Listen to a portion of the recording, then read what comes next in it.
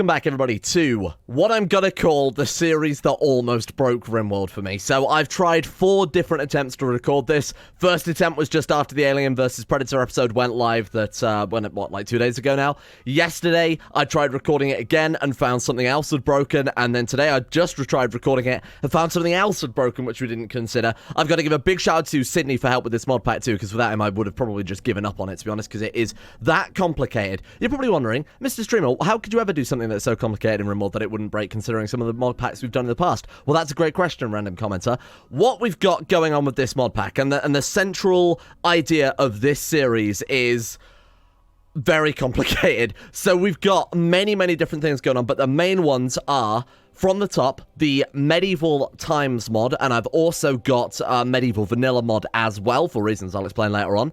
Not only with that, we've got the Rim of Magic mod, a combination that we've kind of tested in the past there, which will add all sorts of magical powers, and they've added a lot of new systems to that, which look very cool. We've got the Combat Extended Fast Track mod to allow some of these mechanics to be a bit more deadly, to obviously flesh out the combat a lot more significantly. And then a cherry on the cake, the real sort of central part of this series is gonna be wave-based survival. Now, not only that, using scenario tools, using some other faction tools, using just a whole bunch of shit, I've also put together a combination of things that will also allow us to go out and essentially conquer the planet, which might sound like it's fairly complicated. Of course, in base game Rimworld, you wouldn't want to do that with all the different faction bases, but I've managed to tweak things in a way that it should be viable. So welcome to an unnamed series that is going to be incredibly difficult in terms of combat. It's going to be very complicated, but it should be a whole lot of fun, and at least that's what I'm hoping for here. So let's just dive straight into it. For those of you who also want to play along, by the way, I will do a cover of the mods at the end. There will be a Steam Workshop collection link down below. There will also be a mod manager loadout linked below as well that I'll upload somewhere. I'll also do a brief tutorial again at the very end of the video for those of you who want to play along as an installation guide to make it as easy as possible so you guys don't have to do the same steps that I've done through to get this working in the first place. Being said, at long last I could finally play it, so let me show you guys what we're working with here. So we're going to start a brand new colony. Now, another one of the big mods that I haven't mentioned is that we are playing with a lot of fantasy mods as well to go along with the magic and the medieval setting. We have a collection of mods by either 021 or 021, I'm not sure how that's pronounced, but a collection of mods by that author who have added just a whole bunch of fantasy races, essentially. So as you can see there, you've got elves, you've got goblins, there are kobolds as well, these what they called warforged, which are almost like automatons. A lot of really cool fantasy-based races. I was taking a look at the Lord of the Rings mod, but I thought for this scenario, given that we've already done the Lord of the Rings race and the Lord of the Rings mod previously, we take a look at this one instead, and these seem very cool. So of course, as always, links to all the mods we're using are available in the description in the Steam Workshop collection. I'll also fully credit all the authors. If you like a mod, go give it a thumbs up, a favorite, and a rating on the Steam Workshop as well. So we are going to be playing with a settlement of moon elves. Now, moon elves, out of all of the elf starting points, there are various different types of elves. There are sun elves, which are the hardest, most definitely. These ones lose a little bit of health, and they are basically just regular Rimworld colonists. Wood elves are slightly easier. They can do things like eat raw meat. They're a bit more ascetic. You've got dark elves, which are the easiest to play. Those ones don't care about sleeping on the floor and don't care about darkness, don't care about a whole bunch of things. So those are one of the easiest playthroughs. We're going to be playing as the moon elves. Those ones just basically are fine with staying awake at night. That's basically it. I thought I'd go for those because it also sounds cool. I also don't like the health negative added by the sun elves, especially given that we're playing with all of this crazy stuff that we've got going on right now. So we're going to be playing, of course, wave-based survival. We're going to go for the savage, maybe rough. I think we'll go savage to start off with, and then potentially crank it up to merciless later on. We'll see how it goes. I do not expect to win. The goal, of course, is to destroy all other settlements on the planet, like I said, with all of the tools that I managed to get working together. That is going to be a very difficult goal as it stands, especially considering wave-based survival, especially considering we don't have automated defenses like the previous series where we played with wave-based survival. So this is going to be very tricky. We'll start with savage. If we manage okay, I'll move over to merciless, but I don't think we're quite ready for that quite, especially as I have to learn a lot of new systems. So one of the ways we're going to make the whole planet conquering thing a lot easier for ourselves is we're going to use Rainbow's world generation. I think it's Rainbow's anyway. World generation here to have a 5% globe coverage. That's going to create for us, using also another faction mod as well, a very cool little island consisting of all of the various different factions. We've got like wood elves, we've got a mage, tower or a mage town there. I think they're officially called like an arcane society or something like that. We've got the moon elves, we've got all sorts of various stuff, a human medieval society, a goblin tribe. This is going to be quite cool because it's going to allow us to actually, and they're all on roads as well, which is quite convenient.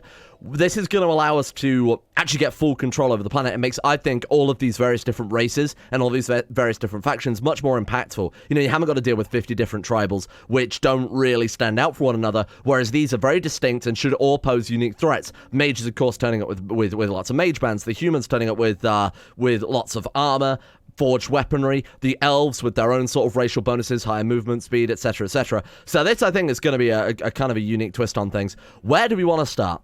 We have to consider that in Rimworld, the raiders don't care about roads. The AI will always turn, especially with raid-based survival, right?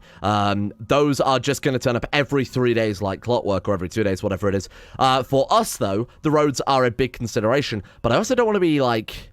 Oh, man. The average temperature is 5.2 degrees, 30 out of 60 degrees. That's not too bad, I guess. We've got to consider defenses as well. We've got, like, boreal forest. That's pretty cold. Yikes, what should we go for a starting point? Now, if we look here next to the Mage Tower, there's actually large hills on a road there, or we could go for mountains right next to the road. That's 8 degrees, 30 out of 60, so slightly better for temperature. Not sure how elves handle temperature, to be honest with you. That would be kind of cool. We've got, like, grasslands here, but obviously we want something to build out of. I might go temperate forest mountains. Now, we're not going to be just digging a regular old mountain base. It's not practical to do that with, you know, only starting with a small colony with not so many tools and things like that. So...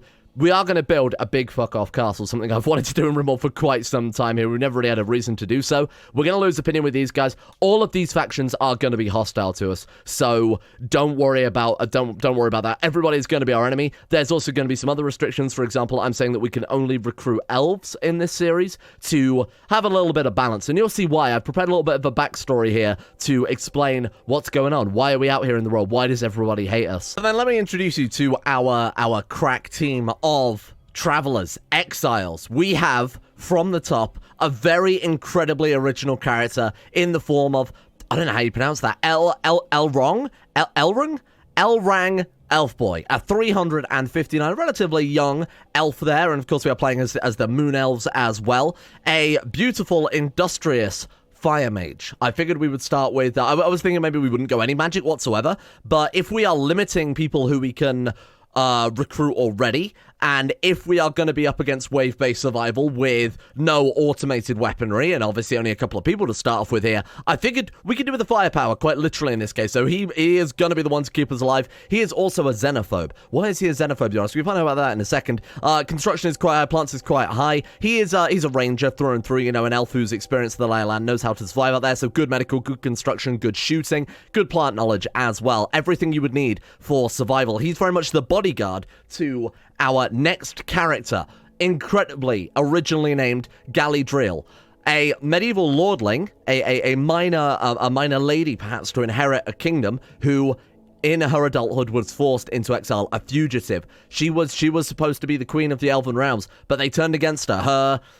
Her uncle, there we go, her uncle led a rebellion and stole the throne, and now we have to avenge her. We have to avenge her, and we will take no prisoners. Well, we will, otherwise we will only have 3 people for the rest of the campaign. She is beautiful and jogger, along with xenophobe as well. She just hates everybody, basically. The elves hate humans and hobbits and goblins, whatever anyway, but she also hates other elves because they basically took everything from her. Now, she is a wayfarer. Wayfarers are... I won't overcomplicate things. We'll explain it a bit more as we get into the game, but they're basically a general mage. They're not very good. They've had no official training, but they can do certain things that other mages can't, that I'll show you when we get into things here, but certainly suiting a character. She also has some skill in shooting a melee, being a lordling, of course, being raised as a noble. She would have been trained in that. Some construction skills. She's a very practical character. Decent crafting and decent intellectual means she's going to be the one really doing a lot of the background work, managing the colony, making sure things are going as intended. Then finally, we have my favorite character perhaps ever from CK2, Shittle Dirt, just a filthy, disgusting little goblin, someone who's sort of tagged along. Now, his backstory, abandoned orphan. An abandoned orphan who was found by a group of traveling elves as they were walking through the realm, trying to find somewhere to build themselves back up, trying to find gold or shelter or any sort of way of survival. And they found this poor little abandoned, just filthy little disgusting goblin who decided he's going to join them as a scout. Basically he's their cleaner. A little bit good at mining, has some cooking and plant skill there. He's their butler for all intents and purposes. Very neurotic because of his kind of tragic backstory there. Also a xenophile because, of course, he does love elves. Those are our characters. I should really rename him, otherwise Susan's going to withhold my monetization for this video. There we go. That is our backstory. These are our characters. Three unlucky, down on their luck. That's generally what that means, genius. Characters out trying to find somewhere in the world where they can rebuild, under threat from everybody. Her uncle is sending enemies our way. We have just natural enemies anyway because of the Great Elf Wars. Definitely not making any of this stuff up off the top of my head. We have 100 pemmican, 15 herbal medicine, 2 bows, and 200 arrows as well. Let's do it. I'm excited to actually start playing this mod pack, given that I've tried it 4 times already, and every single time something's gone horribly wrong. Here we are, a mighty new realm to build. Oh my god, a mighty new realm to build our castle. Holy shit, we've got ourselves a little Helm's Deep here. Look at this place. My god, it's like almost all mountain. The one time I want to build a big castle with swaths of land and a little peasant village and whatever, we kind of can't because it's all mountain. Hey, you know what? For defense, it's actually fantastic. We could use this area. We could build a little castle in sort of this zone, use this big wide open area and allow the enemies to come through the valley towards us. We need to be very careful about how we defend ourselves as well. This is nice. This is genuinely quite a nice map to get our starting point on, huh? So Elrang has also spawned in with some other stuff by the looks of that. What have you got? Spawned in with a longbow. Galley, Driel has a steel halberd, and Shittle has turned up with a little knife. A little shank for Shittle. Very nice. Hashtag shank for Shittle. Let's build ourselves the world's mightiest castle, by which I mean to start off with, we're actually just going to stick down some wooden walls. I think this is a great starting point, this area down here. Like I said, if we get, you know, some pretty thick walls to going up that side, they would have to come down this way. Gives us plenty of time to react. What the hell are those? Oh, boom rats. I've heard the rumors. Can't believe I had no idea what that was. Right, let's stick down then, start off with a pretty sizable stockpile zone. We are using the fishing rod. Is there any water nearby? Oh, it's a shame that the water is on the other side of the map there. So unfortunately, that's not going to be super... Oh, there's a little bit there. So the fishing mod to work actually has to have 25 squares. It might just be enough, especially if we mine this away, but we'll have to wait and see on that one. Right, let's get a stockpile zone going, and let's immediately get to work. So... the big things we have to consider then, just a quick recap. Combat extended makes the combat much harder, uses a ballistics rather than a hit scan system. I'm not going to go into details. What that means is that arrows will actually fly through there. They're an object on the map rather than just point A to point B in the game saying, hey, you got lucky and we're able to shoot this guy. We have to actually watch out for projectiles. We have to watch out for arrows flying our way. You know, arrows can misfire. We can accidentally hit our own people, so we've got to be very careful about how we do that, especially with spells as well. We have... along with that wave-based survival, now in a second, I was just sort of keeping an eye down here, in a second it will say 3.2 days before the first raid comes up. Apparently, Galley's uncle, whoever he is, the usurper of the throne, has found out where we are. So we've got 3.2 days to build ourselves up a little settlement here. They're already hauling stuff over, so might as well just let them do that. Build up a little settlement, get ourselves set up nicely with some defenses. Ideally, we want like big, thick stone walls filling in this area. I want to build like a proper castle too. So like 3 or 4 block thick, big stone walls, you know, courtyard area, proper throne room. So we've sort of touched on it a few series ago, but never did it properly. Even then, we had a sort of killbox system going along, so it's going to be interesting. Now, along with that, Rim of Magic adds a whole magic system. Normally, it's a little bit harder. Normally, you have to be magically attuned, and then you can randomly get yourself a skill. I didn't want Elrang to randomly turn to like a technomancer or something boring like that. So he is a level 0 fire mage. He really doesn't have much going for him right now. We got, one of the random powers we got was Fire Claw. Apparently lets him, oh, look at this. Oh my god, look at that. Wow.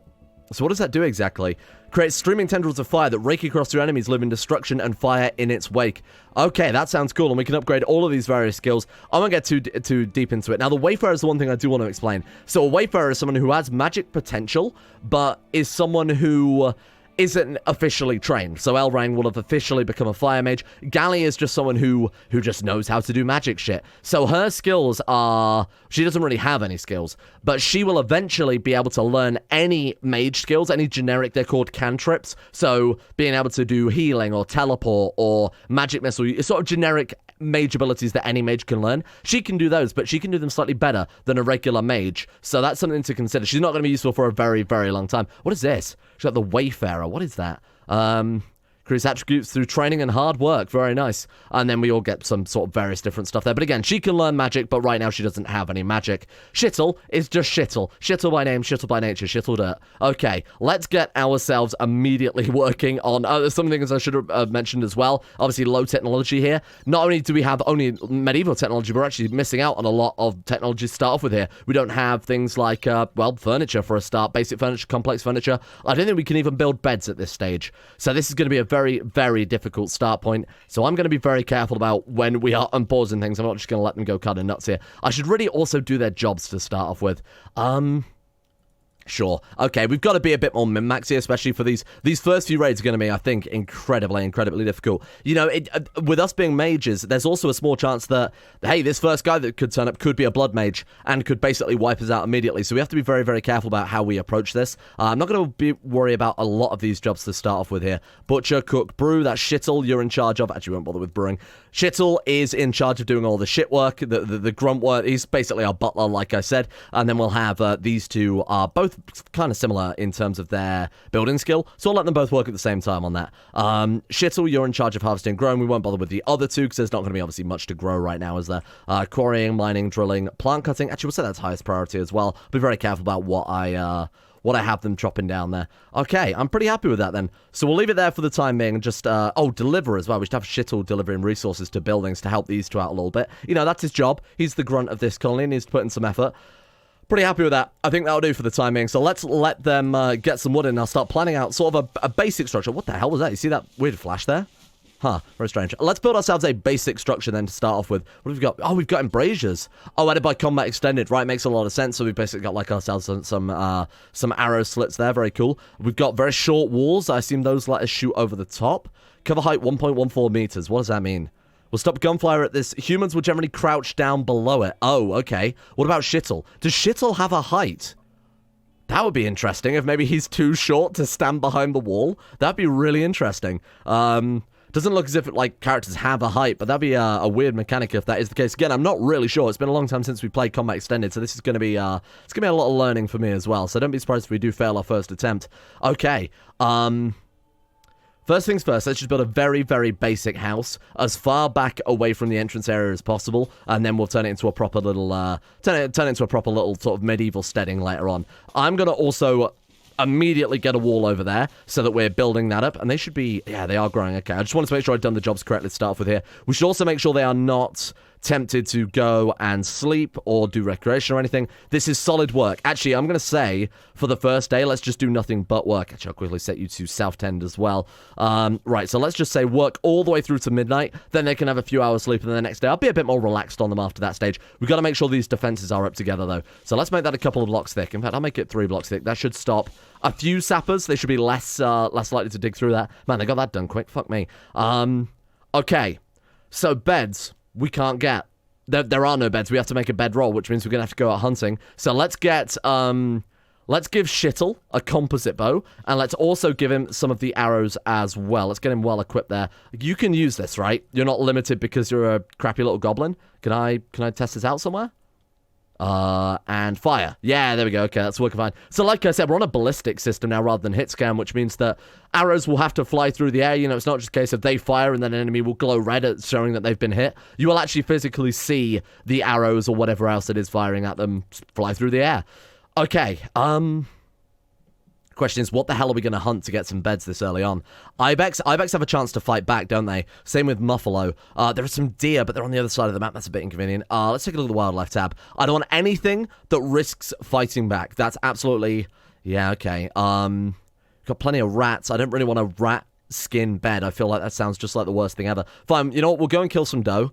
Oh, sorry, not tame. We want to actually murder those. And we'll set Shittle to do hunting as highest priority. I might also set, say, Elrang to do hunting as well as kind of a high priority so that we can get, where's the other bow?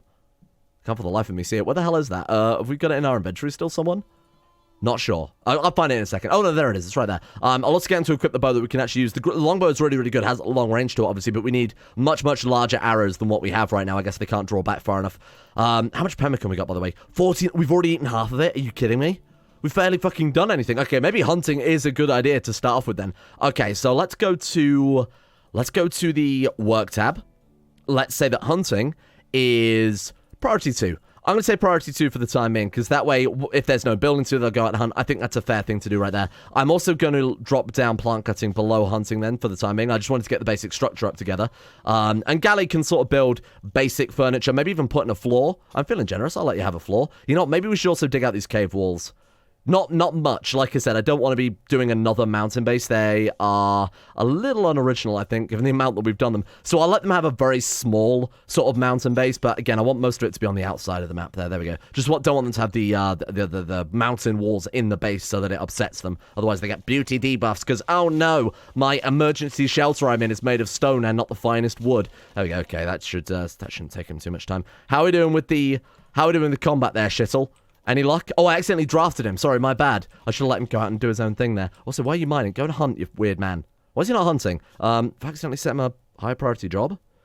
Oh, delivery. Right, of course. Yeah, there we go. Okay, no, go and kill something. Yeah, we're not going to have time to build a bed, unfortunately. It took him way too long to actually get some of these floors replaced. We'll put down 3 beds then for the timing. Shit, well, how's it going over there? Did you kill anything at all?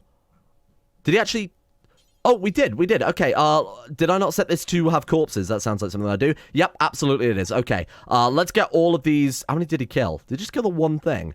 God, Shittle, you are so bad. Honestly. Oh, he did take out... Oh, maybe that was killed by a bear or something. No, it was definitely killed by him. There are arrows lying around. You know what? You've got to bring these home. You're not allowed to come home until you've dealt with that. Oh, I know what the screen flashing is. We've got the camera mod. So when I press the home button, which is the allow tool, hey, you can follow something with allow everything. It also will turn on the follow camera mod, so it's going to kind of confuse the game a little bit. I'll uninstall one of those as we go ahead. Okay, not a great start. How are we doing for food?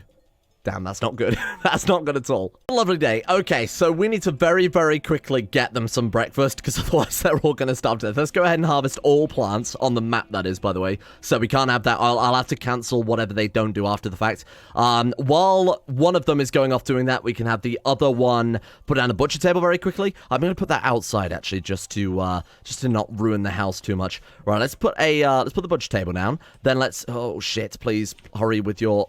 There we go. Okay, good. Oh, she's harvested that one and eaten berries. So that's one person dealt with. Let's go ahead and butcher creature forever. Do we want to put any restrictions on that? No, I think it's okay for the timing. Shittle, you should be able to do that, right? Why can't you do that immediately? Butcher... Nothing?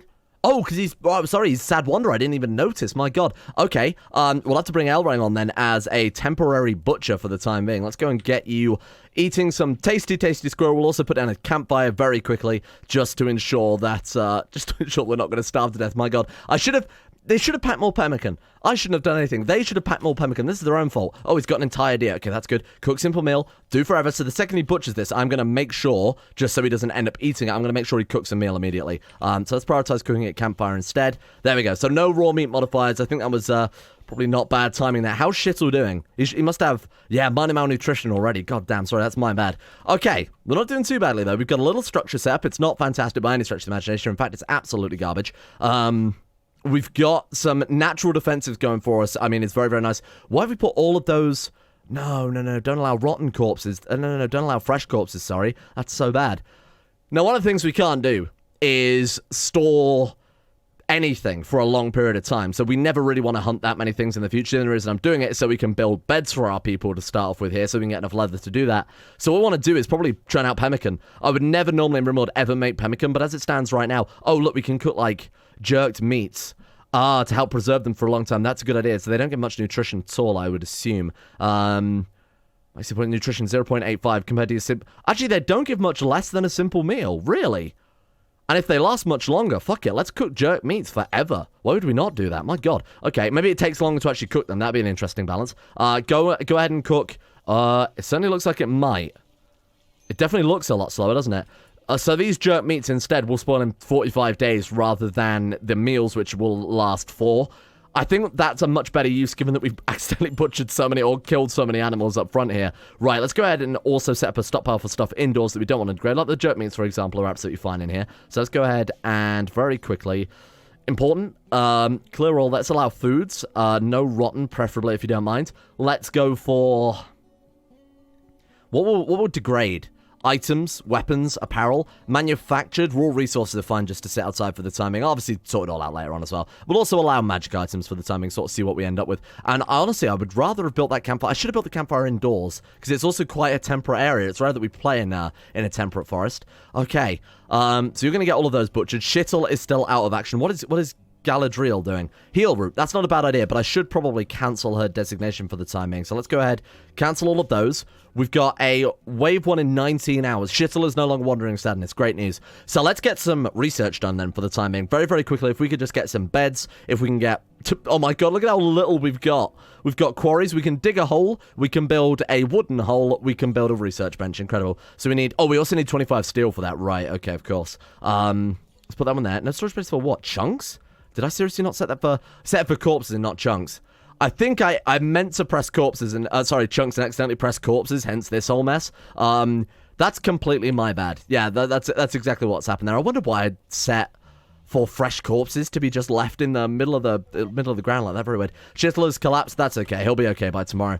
All right, 15 hours before the first raid turns up. I'm kind of apprehensive to what we're up against because we're starting on a much higher difficulty than we did last time with wave-based survival. So this could start off very, very powerful. Ooh, damn. Since it looks like you'll be here for a while, Gally thinks you should give your faction a name. What should it be called? Comment section. I'm leaving this one to you. Whatever is the most upvoted comment on this episode, I'll let you name the faction. So pick your favorite. Chuck your suggestions out there.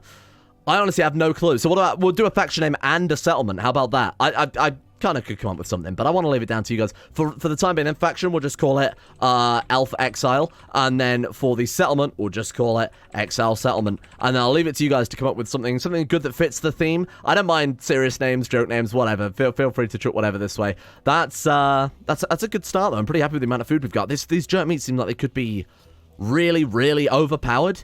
Just the ability, I mean, I guess it's balancing, right? Because we obviously can't build coolers. We have no sort of power. We have to make ice, which, I honestly don't even really know how to do. Ice, do we just put those down? Oh, it's gone. What do you mean? That's really valuable. What do you mean? Oh, okay, look at that. So, will self-destruct in temps above freezing. Right. Ice is a valuable resource, so if you're in the middle of the Antarctic, it only makes sense to gather some up and sell it to passing traders. So how do we make... I think it's a research to make like an ice pot instead, which is obviously an insulated little ceramic thing, which will allow us to produce ice. That alone is not going to do it. That's a real shame. So this is the only way we can have food that will last longer than 4 days. So actually, the jerk mix makes a lot of sense there. Okay, let's also get some torches indoors and let's work on the research side of things. I know that the double auto cannons there. We're never going to be able to build them. Even if we do, we obviously can't do anything with it. I don't know why that's not been removed. Everything else has been removed besides a double auto cannon. Okay, fair enough. Maybe that's our end game goal. Who knows? Some sort of magic bullet gun. Right, let's also go for, excuse me, I want the torch lamps. Yeah, let's put down a couple of those. Just to help, I mean, A, heat the house, but also so they're not working in complete darkness here. And we might as well take our rang off of cooking, seeing as the other guy has, I mean, a high passion and is more skilled anyway. So we'll work slightly faster too. We might as well build up his skill set. Oh shit, that's the raid. Oh my god, I'm such a fool. What are we up against? Wow, that's actually quite a powerful start.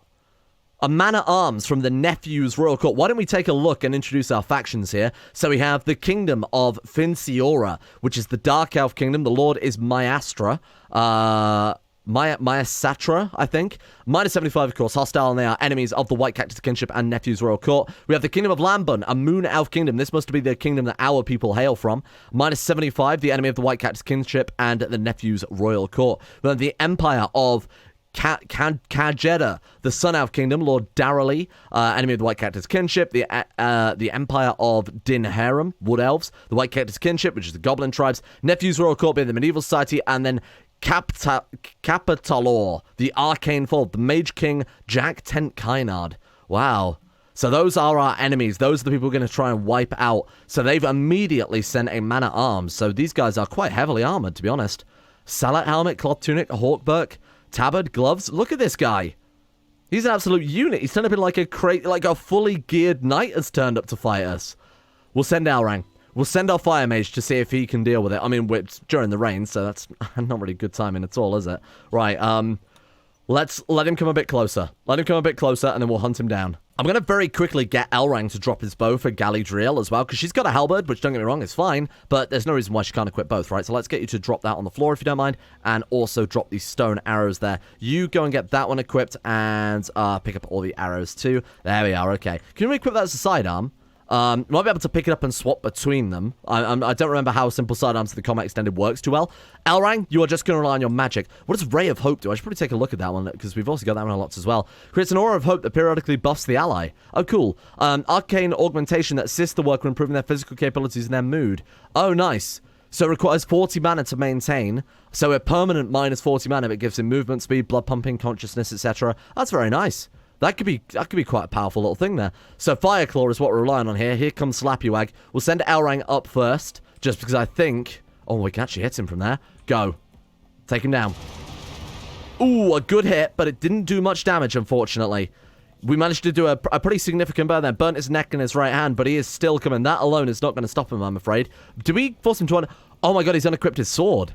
Because we burnt his right hand. Very nice. Okay, very cool. Great shot there. So we managed to disarm him. Now we'll let Elrang sort of back off a bit and let Gally and Shittle hopefully do some damage. I'll bring her down a little bit so she can hit him a bit earlier. Shittle and Gally, take aim. He is fully armored, so these arrows probably aren't going to do a huge amount, and they're also missing. Oh my god, come on. Fireclaw is off of cooldown. So that symbol there is when they are trying to find cover. So because he's being shot like that, the AI is a bit more sensible about, you know, trying to get out of the line of fire, but you can't really do much to avoid it otherwise. Come on, you guys have got to be better than this. Oh, a good shot. 2 damage, though, is not going to be enough there. Holy shit. We only bruised his torso. He's too heavily armored. Let's fire off another Fireclaw so we don't hit our own people. Very nice. Oh, we knocked him down with that. That is 10 out of 10. Thank you, holy fuck. The last series, when I tried doing this, I had so many problems with knocking people down. With the clubs, remember, with the predators? My god, that was unreal. We've got him. Now, the question is, we also have, like, prisoner ransom mods as well, so we could send them a message and say, hey, come and get your boy and give us some gold. We could kill him and you know, further reduce relations. He's a human, and we are not ever going to recruit filthy, disgusting humans. I mean, a goblin is one thing, but a human is far worse. I think we strip him, we take his armor, and we give it all to Shittle, and then we kill him dead. What's he also bought? Short sword as well. Shittle, my friend, you can go and do our dirty work. You can go and finish him off. Oh, melee skill required. Okay, strip him, and then we're just gonna have Shittle beat him to death. Wow, Elrang's fire spell though, that actually has saved us there. And this is why I said we needed that fire mage in the army. Because imagine if 2 or 3 of those turn up. We would have been overwhelmed. Those bows would have done absolutely nothing. Oh, you don't have to fight the fires. It's literally raining. You can now kick them to death. You commit the war crimes. Their hands are clean of blood in this situation. Good work, team. The question is, can Shittle fully wear all this gear? That would be awesome. Like a fully armored man-at-arms style goblin is fantastic. Look at all this gear he turned up with. My god, man. Oh my god, Shittle. You look incredible. Shittle no more. Why are you running? What? Why are you running? A mad rat. Silly me. I love that they just face down this heavily armored, like, beast of a man in just all this gear. And then, you know what, Elrang? Let's give Shittle, let's give him a test. Let's see how effective he is. He's got 3.8 melee. This is a horrible idea. Go and take out that rat. Sir Shittle. I might have to rename him to Sir Shittle the Mighty. We'll see how this fight goes first before I commit to that. Oh my god. Sir. Sir Shittle. Well done. Well done, Sir Shittle. You may return home. Brave Sir Shittle ran away. Look at this fire. Aaron, what the hell did you do, my man? Damn it. Jerk meets dirty cooking area. Okay, we definitely need to deal with that. So we'll start working on an actual... I'm not going to say castle, but we'll build sort of a sort of battlement style system. So we'll go for like big, long embrasures across the front here. We'll have the sort of kitchen zone. We'll leave this as a bedroom. That's absolutely fine. We'll build around the mountain, just not into it. I'm trying to avoid the mountain base cliche that is Rimworld. So let's go for, if we're building a proper castle, we want obviously corridors. So I'm going to actually do 3 block thick corridors, which I never do in Rimworld, mainly because we always build in bloody mountains. We can have a nice red regal carpet running down the corridors, stone on either side. I can see it now. It's going to look incredible. On this side, we will have a bedroom for Shittle. Actually, no, we need a bedroom for Arang and Gally, don't we? So we'll give them both a separate one there. I don't want one bedroom to be much, much larger than the other. The elves deserve the biggest of bedrooms that we can afford. And then Shittle will get nothing. I like it. There we go. Excellent. So Shittle, you will get a very small tiny little room. There we go. A little afterthought of a room. And then behind that, we'll put the kitchen, so Shittle can prepare us the finest meals, and a large dining room for our characters. After that, what would you have adjacent to a dining room? Perhaps an entrance area for guests to enter the castle. So a sort of hall. And then behind that, the throne room. Of course. So we've got dining room, we've got throne room, we've got the sort of entrance hall there. Very nice. And then we'll have the entrance to the main castle sort of over here. I don't want it to do everything square, I'll be honest with you, but it's just kind of how it goes for Rimworld, huh?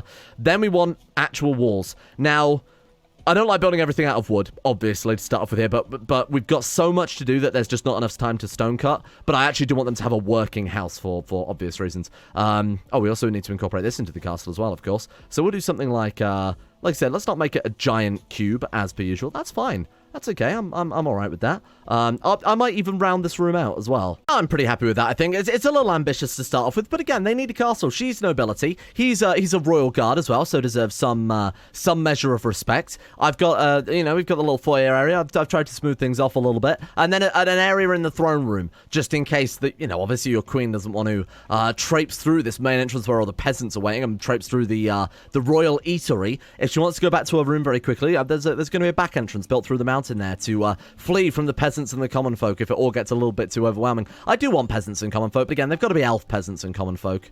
Oh, interesting. Elrang flirted with Gali by boasting about his own way of thinking. That'll get him. I'm something of an intellectual myself. Gali was attracted as now Elrang's lover. Maybe he just said something incredibly racist, because of course they are elves.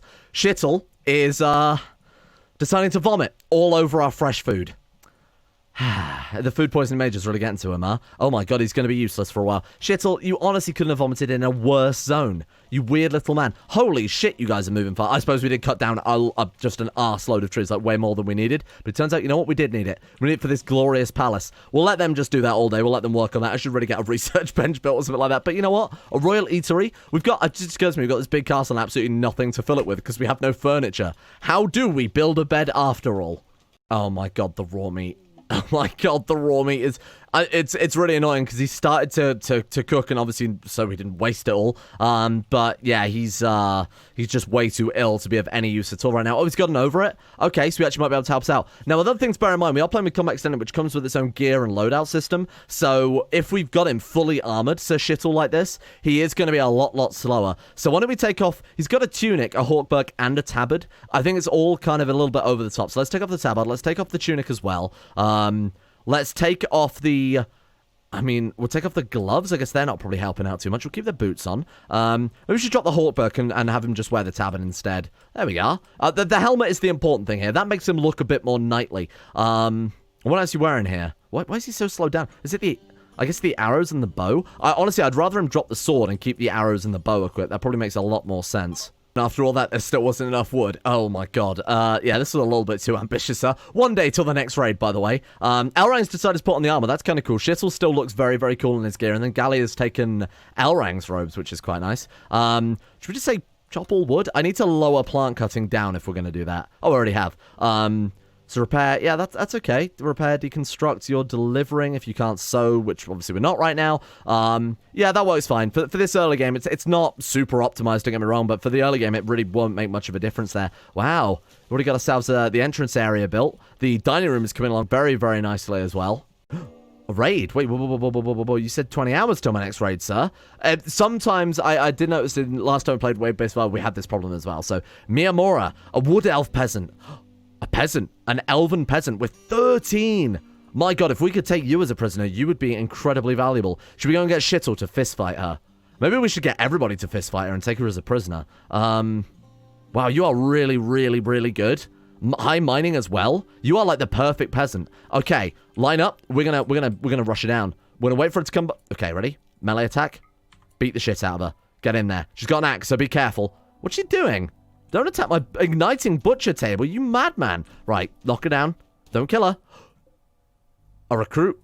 Methinks a recruit. Ah, she's got a wooden foot. Classic peasant. Okay. I guess seeing as we're building another bedroom, this is now officially the prison. So let's go ahead and flip that over to 4 prisoners. I'll cancel that one. We'll build that somewhere else instead. Obviously, we need a bit more steel before that's going to work. Maybe also move the stockpile. This was going to be the kitchen, so we'll just go ahead and copy that one over there for the time being. Oh, I need a stockpile, don't I? We need like a royal barn. Maybe we'll use this top of the area here for something like that. So let's capture her. She's given us a nice wooden axe as well that gives a 33% plant work speed bonus. So for Shittle, hey, that works out pretty well. Because not only is it a good melee weapon, but I mean, inventory is full. Damn it. We'd have to drop something else. Oh, we've re-equipped the bloody tunic. I might have to forbid that, or I might have to say that he can only have a certain bulk. Otherwise, he's going to work so much slower. Oh my god, Shittle bit her? Goblin teeth on the torso? Goblin teeth on the leg? She's already missing one leg, you madman. Prisoner. Recruit. Welcome. Join us. Resistant running into... Okay, she's not difficult at all. Do we have someone with good social? I didn't really consider that. Galley is pretty good. Yeah, 10 out of 20. It's basically all she's good at besides crafting and building. Okay, that's nice. That's actually a great start. Like a genuinely quite good recruit. Should we move the sword? Should we move the sword out of there potentially? Is that maybe a good idea? Don't really want our prisoners to be armed and deadly. Like, we've actually given her a weapon upgrade by taking her into prison. Let's get that stuff moved. All right, another raid. Group of elves from the Empire of Dimhiram. Which one is Dimhiram? Oh my god, there's two of them. Are these the wood elves? They are the wood elves. Two more elves potentially to join us. Yingalore is very good, but Ketris not so much. Okay, at shooting. I think we will pick up this raid tomorrow because I think we've overran by quite a lot. But hey, this is a nice start, huh? It's a nice start. We've got a little prisoner who could be incredibly good here. We've got Shittle, Sir Shittle, knighted after dealing with the vicious fell rat of...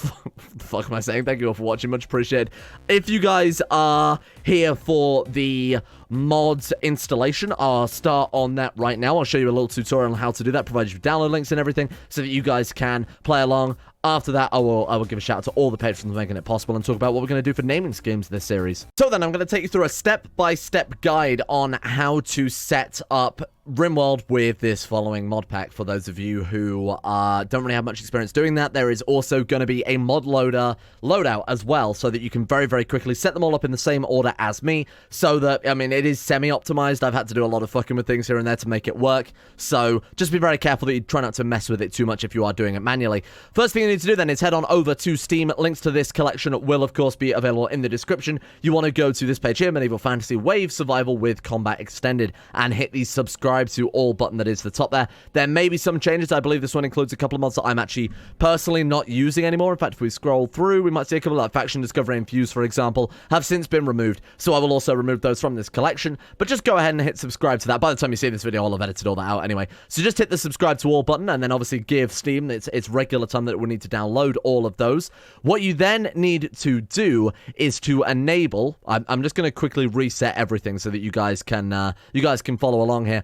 Yours will look slightly different to this. That is because I'm using the Mod Manager mod. So you guys will need to, before you do anything else, enable Mod Manager. That will allow your Rimworld to look like the one that it just looked like there. So we'll let it initialize here, and then, excuse me, we don't really care about that. It will look like this now. So you've got Core, Mod Manager, and then all of your downloaded mods over at the side. What you want to do then is either A, set them up manually if you want, but I don't encourage that because there's over 100 mods here and they are very, very finicky about what order they need to go into, especially some of the Combat Extended mods. So I'm going to show you how to use Mod Manager now to load a pre-existing list. So the list that I was just using there. So what we're going to do is...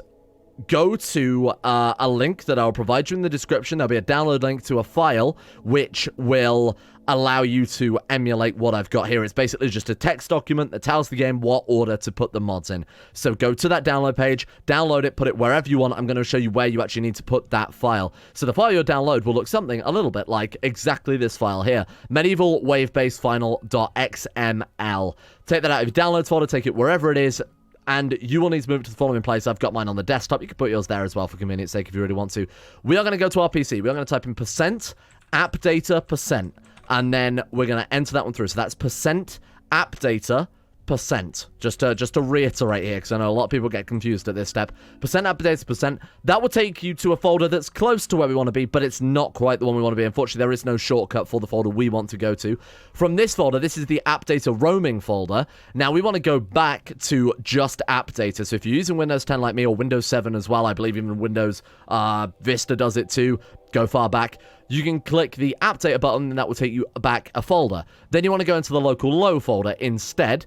In here, you'll see Ludion Studios, so go into that folder. In here, you'll see Rimworld by Ludion Studios. Go into that folder, and then go into mod list. Now, this folder won't be there unless you have loaded the game up with Mod Manager at least once. Then this folder will appear. What you can do then is take the file that you've downloaded from the link, wherever that is, Mediafire, Mega, Upload, whatever, wherever I decide to put this.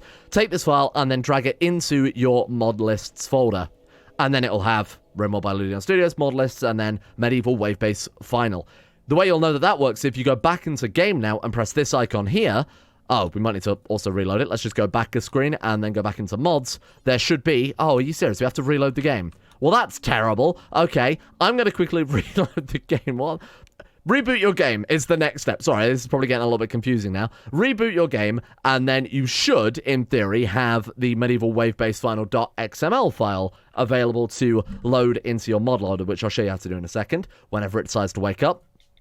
So now when we press this button, there it is. You'll see Medieval Wave Base Final as an option. Then if you just click that button and then load mod list, it will automatically load all of the mods in the order I have set them up for making sure that all the patches are in the right place, making sure that the compatibilities are there, in the order that you will need to match my exact playthrough. All you do then, hit the close button. It will say the mod list has changed, given now restart automatically. You hit OK. It's very much as simple as that. If you don't understand what I just did, watch it back. I don't know how to make it any more simple than that. I've done like multiple other guides and multiple other series. Go and check out some of those if this one in particular is if you're not getting it. If you also need any further help whatsoever, go to the Discord linked below. I link it in every video, the public facing Discord. Go into the Rimworld modding channel and there'll be a whole bunch of people there who can help you out with it. But like I said, it's very, very straightforward. Just follow what I do, play it on half speed, something like that. If you do exactly what I've done here, the only thing I haven't shown you is obviously downloading the file, because I mean, that's down to you, whether you've got Chrome, Firefox, Opera, whatever. That's all down to you guys to do on your own account. I don't need to talk people through downloading files, I hope. And then, when it initializes, this will take a varying amount of time depending on your PC. If you've got if you've got an older PC, a laptop, something like that, I probably wouldn't even recommend trying to play along, because it is such a massive mod pack that it will take you an incredibly long time to load into the game every single time you boot it up. It probably just wouldn't be a very fun experience, especially if you get like crashes, things like that. I have personally seen no errors with it, but I would probably maybe take some mods out if I were you. Maybe just keeping combat extended, you know, medieval, magic, and some of the races, but take everything else out. That might help out a little bit. Otherwise, it will take you a very, very long time every single time you want to load into the game. I would not recommend it at all. You can see here, it's taking me a long time, and I've got like, I mean, you know, YouTube is my job, so I've got a pretty decent PC, and it is taking a significant period of time here. So you guys, I'll leave it down to you to customize it. If you're doing it manually, good fucking luck. There you go. It's finally initializing now. And then you should have a fully working mod pack. And of course, the best way to check would just be start a new game, see if those new factions are there, see if those new scenarios are there. And if those are there, congratulations, you've done everything basically correctly, and you're now ready to go and play along with things here. I'll talk about a couple of the mods as well and why I've chosen them whenever the game decides to finish initializing. Holy fuck, this does take a long time, doesn't it? I'm so sorry for those of you with older PCs. I'm sorry for inflicting this on you. Now, if you get a big scary debug log like this, don't worry. It's not important. The errors there are to do with apparel mods, which don't match up to some of the other race mods we've got going on. It is not important. It's nothing you need to concern yourself with there. So like I said, quickest way to check is just hit the new game button, and then if you see Dark Elves, Moon Elves, Sun Elves, and every other bloody elf on the face of the planet, congratulations, it works fine. So let's discuss some of the mods and why they're here. So first things first, obviously we've got, you know, Hogs, Lib, Jex tools. I don't need to talk about this. They just basically allow some of these mods to function. We've got Medieval Times, and we've also got Medieval Vanilla. Medieval Times adds a huge amount of medieval content to the game. Without that, it would be very bare bones. Medieval Vanilla removes all of the technologies. So that will, as it says there, this will come up with any mods that reference vanilla items, because it removes all of the it removes all of the advanced technology, everything past medieval stage. It will remove a lot of the incidents as well. So you won't get a psychic ship, for example, landing on your medieval castle. The reason I'm using that one is because you could, in theory, use it without it. However, there are some weird things that will happen. So, for example, I'll put something up on screen now that will show that. For example, you have access to weird technology, so certain things aren't removed, like concealed defenses and missile barrage, which seems a little bit weird. The only upside to using the base mod pack is you get access to other combat extended stuff that you don't get when you use Medieval Times, like explosive weaponry and things like that. Medieval Vanilla removes those because they just don't really fit with the scenario, do they? Like explosive weapons. So those are removed. I would recommend playing it this way personally, otherwise you have a full research tree and everything else, and it looks a bit strange. You can't interact with it, it just looks a bit weird. For my own personal benefit, I decided to enable that one. Then we've got Combat Extended Fast Track Edition. This is the really the backbone of things there. This is the thing that obviously gives us the combat systems. We have Medieval Times Combat Extended Patch, and then a Medieval Vanilla Combat Extended Patch, so both of those should work as intended. Now, faction control is actually how I've enabled one of each faction on the map, and I'll actually go into the mod settings in a second and show you this one, because this one is very cool. I'm about to do it now very quickly. If we go into the mod settings, options, mod settings, and take a look at that one, it basically allows you to set what will spawn on the map. So I've set all of the base ones to never spawn, and then a total number of faction groups to on the world map, 6. So we got 3 elves, 1 goblin, 1 human, 1 mage, for example. And then you can actually go to the modded faction, you can set various amounts. So we've got 1 medieval society, 1 arcane. I did try skeletal, but it doesn't work. I guess that's just for summoning undead, things like that. 1 drow kingdom, so dark elves, moon elves, sun elves, wood elves, and goblins there. You can set that to what you want. You could be like humans, for example, 1 human society and a shitload of goblins, and do a big goblin civil war or something like that. And then you also got some other options as well. You can increase the amount of bases, so you can have insanely high and have every corner of the planet covered in bases. I personally keep it to normal or low. I'm playing on a very small map, I just kept it to normal personally. And then I've got a nation building set to very tight as well. So if, say, for example, you play on a massive planet, all of the nation's settlements will be kind of close together. And with this, with the medieval scenario, well, it works out pretty well. You can remove mechanoids and change goodwill. Now, I'm also using it to affect the relations change over time thing, so that the enemies are always going to be our enemies. If you don't have that, they will very slowly turn back to, like, whatever it is, like -30, I think is the base value. So that's something to bear in mind if you do want to do a medieval scenario similar to my own. We've got all sorts of variant stuff. I'm not going to go over, like, allow tool and shit. I'm sure you guys know what those do. We've got the Rimworld of Magic mod, which is obviously incredibly cool. Adds all those custom magic systems, adds all those various classes. I'm just finding the important ones, really. Vanilla, all the vanilla mods work out really, really well. So vanilla fishing expanded is a really good way to obviously bring in some foods. That's quite nice, especially in wave-based scenario. You've got vanilla armors expanded, which seems like a weird one to include, but it actually adds plate armor, so it works in perfectly with the medieval. And the other mod, the medieval times mod, obviously removes the heavy armor sets, the marine armors that you'll never be able to craft and never want to use. We've got vanilla apparel expanded for, you know, sort of peasant armor, overalls, whatever else.